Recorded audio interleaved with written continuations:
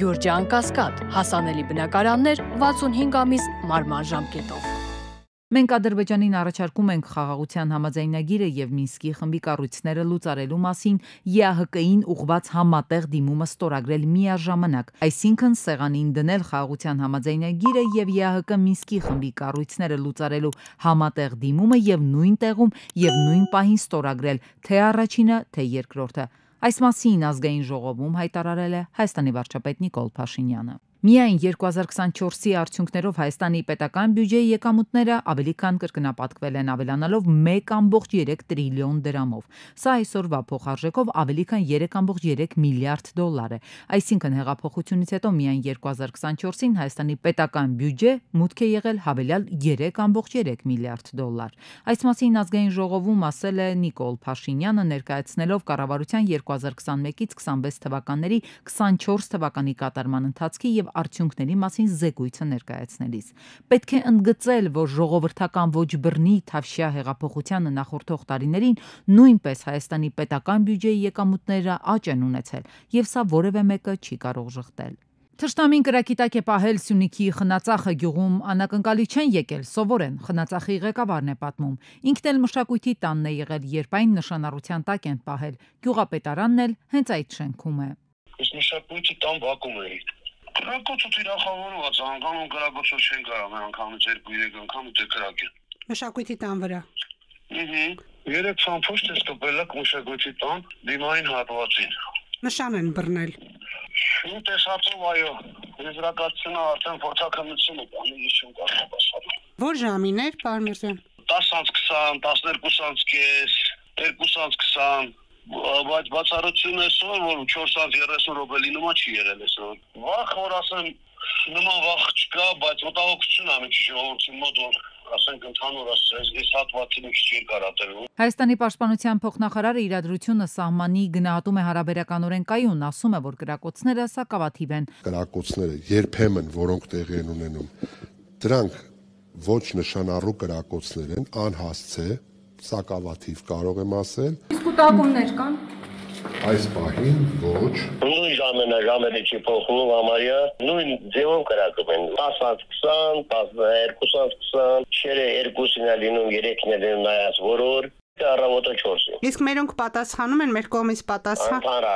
Ընդհանրապես, մի հատ էլ է։ Եվ ահա Հայաստանի պաշտպանական գերատեսչությունը պաշտոնապես հաստատեց հաղորդագրություն տարածեց, որ ապրիլի 13-ին ժամը 22:20-ի սահմաններում Ադրբեջանի զինված ուժերի ստորաբաժանումները կրակել են Խնածախի ուղղությամբ, վնասվել է գյուղի մշակույթի տունը։ Կոչ արեց ադրբեջանական կողմին հետաքննել Խնածախի մշակույթի տան գնդակոծման փաստը եւ հրապարակային պարզաբանումներ անել։ Ադրբեջանի ռազմական գերատեսչությունը պատասխանեց, հայտարարեց հայկական կողմը անհիմն իրականությանը չհամապատասխանող հայտարարություն է տարածել։ Մենք եւս մեկ անգամ հայտարարում ենք, որ ադրբեջանական բանակի ստորաբաժանումները երբեք կրակ չեն բացում քաղաքացիական անձանց եւ քաղաքացիական օբյեկտների վրա։ Հայկական զինված ուժերին մեղադրելով սադրանքների մեջ Բաքուն համառորեն պնդում է ադրբեջանական բանակը իբր համարժեք միջոցներ է ձեռնարկում միայն իրենց դիրքերը հրետակոծող հայկական զինված ուժերի սադրանքներին ի պատասխան։ Ստերի այս տարափի մեջ նրանք ծպտունել չեն հանում, որ Երևանն է առաջարկել հրադադարի ռեժիմի խախտման դեպքերի մասին տեղեկությունների հետաքննության Հայաստան-Ադրբեջան համատեղ մեխանիզմ ստեղծել, բայց մինչ օրս չեն արձագանքել։ Կոնկրետ զսպող մեխանիզմ չկա տվյալ դեպքում։ Այս պարագայում Ադրբեջանի գործողությունը միանշանակ ուղղված է ռազմավարական առավելություն ձեռք բերելուն։ Մյուս կողմից Հայաստանը պետք է խնդիր ունի սա ցույց տալու, որ այս ագրեսիան նախ ով է հստակ ագրեսորը տվյալ իրավիճակում, չվախենա օգտագործել այդ բառը,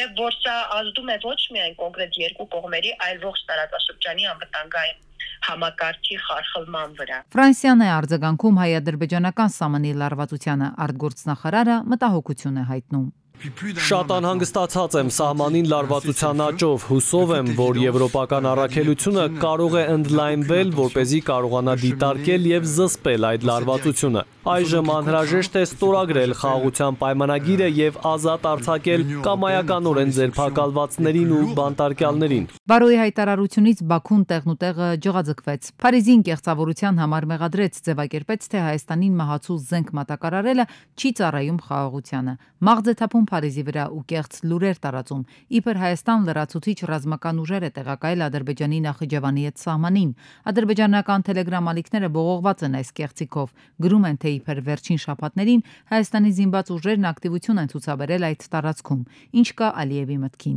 Հայկական կողմի մեղադրական քարոզն է անում ու կրակում։ Ապրիլի 13-ից 14-ը Վիեննայում արտաքին գործերի նախարար Արարատ Միրզոյանի գլխավորությամբ տեղի է ունեցել Եվրոպական ու Հյուսիսային Ամերիկայի երկրներում եւ միջազգային կազմակերպություններում հավատարմագրված Հայաստանի դիվանագիտական ներկայացուցչությունների ղեկավարների համաժողովը։ Մտքեր են փոխանակվել տարածաշրջանային եւ միջազգային իրադարձությունների շուրջ։ Նախարար Միրզոյանը ներկայացրել է հարևանների հետ հարաբերությունների կարգավորման գործընթացներում վերջին զարգացումները։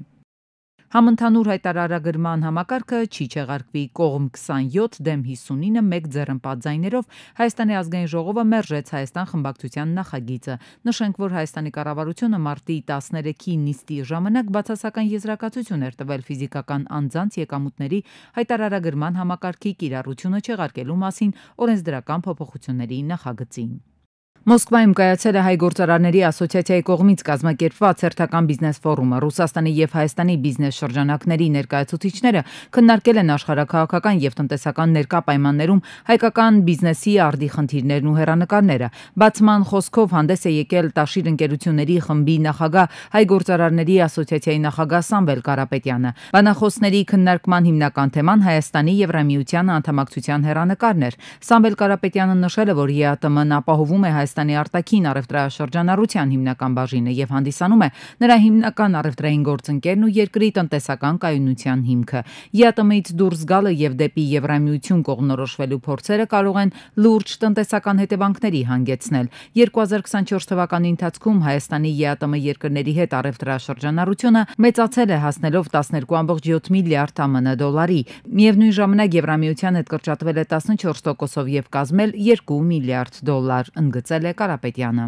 Членство Армении в ЕАЭС играет ключевую роль Հայաստանի անդամակցությունը Եվրասիական տնտեսական միությանը առանցքային դեր ունի Հայաստանի Հանրապետության տնտեսության կայունության եւ զարգացման գործում։ 2024 թվականի ընթացքում Հայաստանի ԵԱՏՄ երկրների հետ առևտրաշրջանառությունը մեծացել է, հասնելով 12 միլիարդ 700 միլիոն ԱՄՆ դոլարի։ Միևնույն ժամանակահատվածում Եվրամիության հետ կրճատվել է 14%-ով եւ կազմել 2 միլիարդ դոլար։ ԵԱՏՄ-ից դուրս գալը եւ դեպի Եվրամիություն կողմնորոշվելու փորձերը կարող են լուրջ տնտեսական հետևանքների հանգեցնել։ Կարևոր է հասկանալ, որ էներգետիկ անվտանգությունը միայն տնտեսական հարց չէ, այլ ռազմավարական գործոն։ Եվրամիության հետ համագործակցությունը հնարավոր է եւ անհրաժեշտ, սակայն ոչ ԵԱՏՄ-ում կորուստների գնով։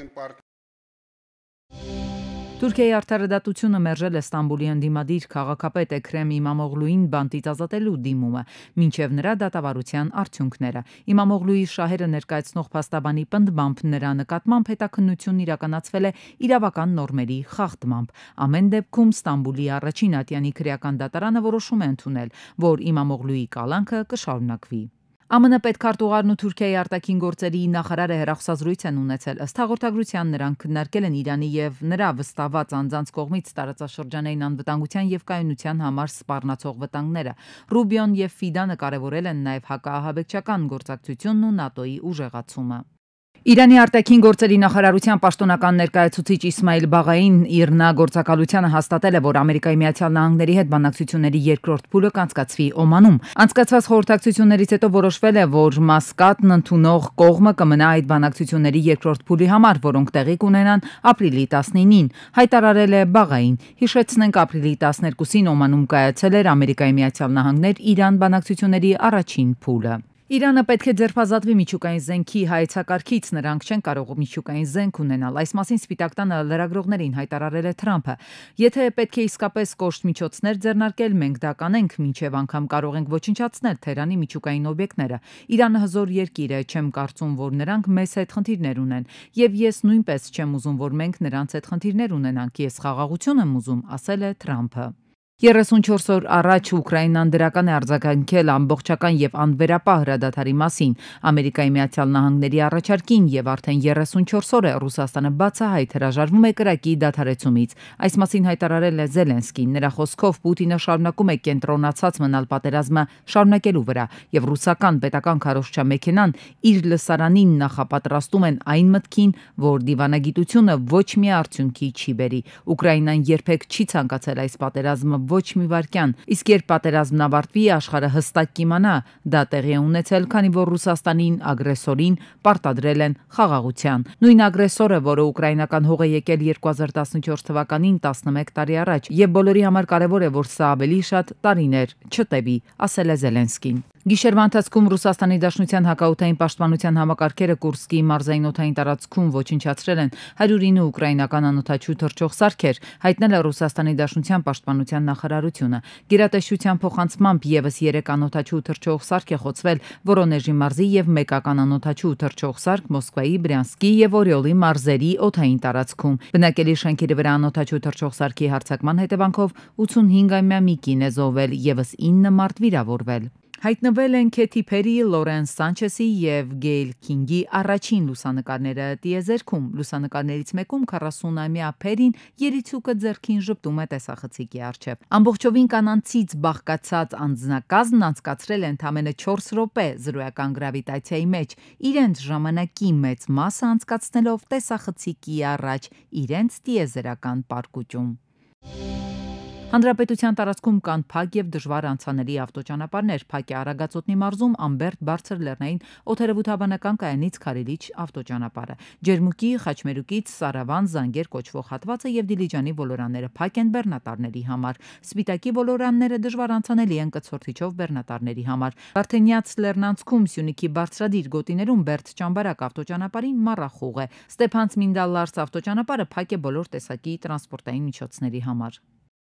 Հայաստանի տափողակով հոկեյի հավաքականն ապրիլի 14-ին Երևանում անցկացվող հոկեյի դիվիզիոնի աշխարհի առաջնության շրջանակում երկրորդ հանդիպումն անցկացրեց մրցելով մրցաշարի ֆավորիտներից մեկի Ուզբեկստանի հավաքականի հետ։ Հանդիպման հիմնական ժամանակն ավարտվեց 2-2 հաշվով։ Օվերթայմում գոլեր չգրանցվեցին եւ հանդիպման ելքը վճռվեց հետխաղյա բուլիտներում, մեր թիմը հաղթեց 2-0 հաշվով։ Հայտնաբերվել է Հայաստան ներկրված շուրջ 85 կիլոգրամ հաշիշ տեսակի թմրամիջոց։ Իրանի Իսլամական Հանրապետության քաղաքացի ՎՀ-ն ձերբակալվել է։ Ագարակ մաքսային անցման կետում ռենտգեն սարքավորման միջոցով մաքսային զննման է ենթարկվել Իրանից ժամանած քաղաքացու կողմից շահագործվող բեռնատար ավտոմեքենան եւ կցորդը։ Կցորդի հատակի հատվածում հայտնաբերվել է գաղտնարան, ուր տեղադրված է եղել ավելի քան 85 կիլոգրամ կշռող 112 փաթեթ լցված հաշիշով, հայտնել են Պեկի։ Առանց վարորդական իրավունքի երթևեկել այսուհետ առավել խիստ վերահսկողություն է ստանալու, ով երբևէ չի ունեցել վարորդական վկայական եւ վարում է մեքենա կտուգանվի 200,000 դրամով։ Ներքին գործերի նախարարությունն է առաջարկում նախագիծը։ Որոշակի ացումը բարձրացնելու է օրենսգիրքով նախատեսված հոդվածներով վարչարարության ճշգրիտ իրականացմանը եւ բնականաբար այս ամենը ազդելու է իրավախախտումների կանխարգելմանը, ինչպես նաեւ ճանապարհային երթևեկության անվտանգության ապահովման բարձրացմանը։ ԿՊԱ-ական падգամավոր Հայկ Սարգսյանը կողմ է նախագծին, բայց շեշտում է, առանց վարորդական իրավունքի երթևեկելու պատճառներից մեկն էլ այն է, որ վկայական ստանալը իրենից ենթադրում է մեծ հերթեր, ու շատ են դեպքերը, երբ գրանցվելուց 3-4 ամիս հետո է հասնում քննության օրը, ու դեռ հարց է, թե քանի անգամ կկտրվեն քննությունից։ Մեքենա վարելը հնարավոր է տվյալ վարորդի համար օրվա ապրուստը հոգալու միակ միջոցն է, ուստի գնում են իրավախախտման։ Պատգամավորի խոսքով պետք է մեխանիզմ ստեղծել հերթերի հարցը կարգավորելու համար։ Լինում են դեպքեր, երբ քաղաքացի 17 հարցի են պատասխանում ու չեն կարողանում անմիջապես եւս մեկ անգամ փորձել ու շատ մեծ հավանականությամբ, եթե երկրորդ անգամ փորձեն, դրանք կստանան արդեն